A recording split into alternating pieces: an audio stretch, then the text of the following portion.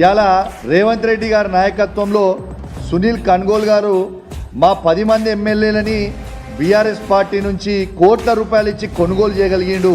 కానీ ఇదే సునీల్ కన్గోల్ గారు మాత్రం రేవంత్ రెడ్డి గారు చెప్తే తెలంగాణ కాంగ్రెస్లో ఏ పాలన బాగుందని ట్వీట్ చేపిస్తే, ఇలా ఏ పాలన బాగుందని ట్వీట్ చేయిస్తే దాదాపు దీంట్లో 87,000 మంది ఓట్లేసిర్రు.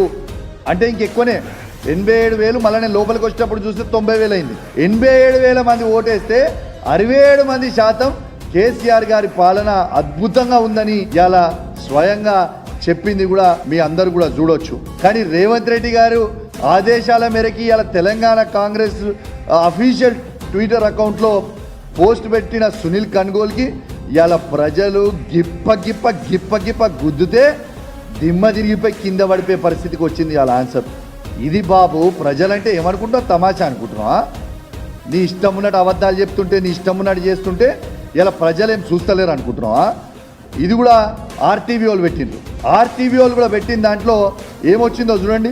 80% మంది కేసీఆర్ గారి పాలన కోరుకుంటున్నారు, 20% మంది రేవంత్ రెడ్డి గారి పాలన కోరుకుంటున్నారు అని చెప్పారు. ఇకనన్నా సిగ్గుండాలా అవుతారు రేవంత్ రెడ్డి గారు?